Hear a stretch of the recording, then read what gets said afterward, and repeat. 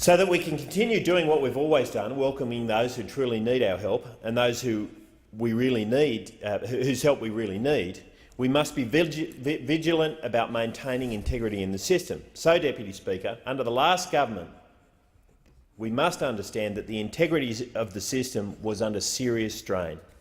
Our onshore processing was overwhelmed and buckling.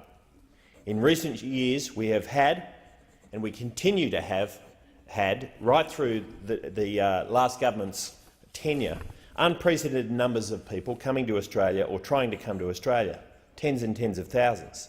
Some have come by boat, but also a great number came on aeroplanes with passports and visas of many kinds from all over the world. Students, travellers, relatives of Australian residents. Many of these people wanted to come to stay in Australia. Applications became backlogged and departmental staff and merits reviews under the relevant tribunals charged with oversight of these claims are still under enormous strain. The backlog has been caused substantially by the arrival of more than 800 boats and more than 50,000 people who arrived by boat. The department has been required to spend millions and millions of taxpayers' dollars simply administering these claims, and the process has become unwieldy and slow simply because the system was overwhelmed. This policy disaster not only cost lives at about $12 billion, it has also diverted attention from our regular migration programs, impacted on our humanitarian intake.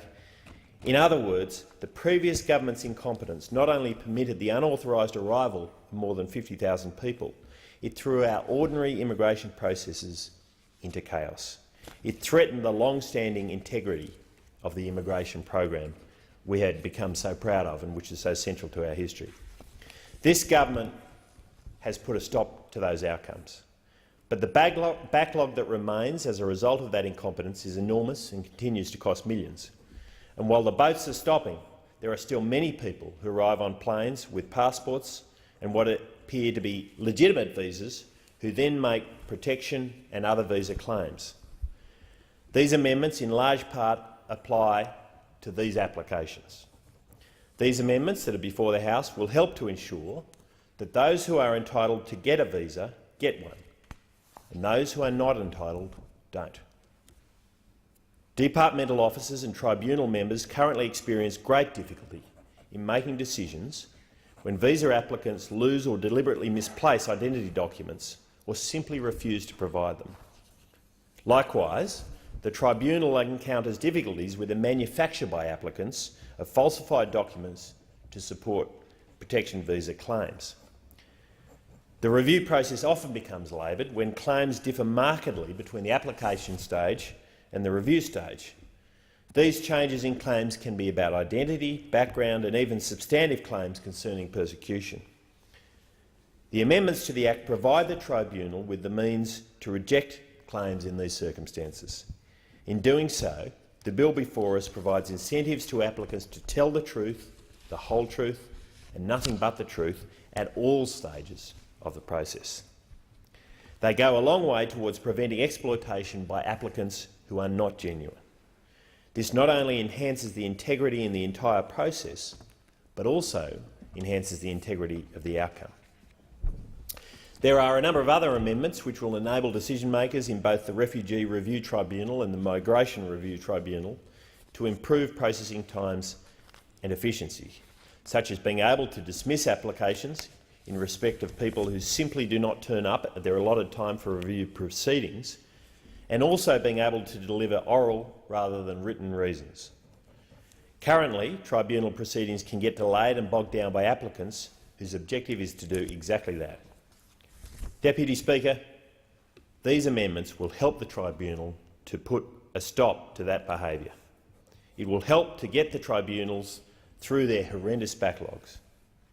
Of course, it will also accelerate long-awaited genuine claims, and it would ensure that those happen much faster. Importantly, the principal members of both tribunals support these amendments. Again, they are an example of the government's commitment to enhancing the integrity of our immigration system. But, Deputy Speaker, consistent with the government's commitments to fairness, the amendments contain protections for vulnerable applicants and for applicants who are children. With these new commitments and with new provisions in place to encourage timely decision-making, genuine applicants, vulnerable applicants and child applicants have absolutely nothing to fear. The applications of those who are exploiting the system can be more readily and appropriately dealt with. These are outcomes that we all want and which we should have in a system with integrity. Deputy Speaker, one dividend of the success of our system is a generous humanitarian intake, which I emphasised in my first speech. Refugees have played an extraordinary role in the history of our country, and we should accept as many as we can without unwinding our system and without threatening our extraordinary history of social cohesion. As we regain control of our immigration system after the disastrous experiences under the last government, this humanitarian dividend intake and intake should increase.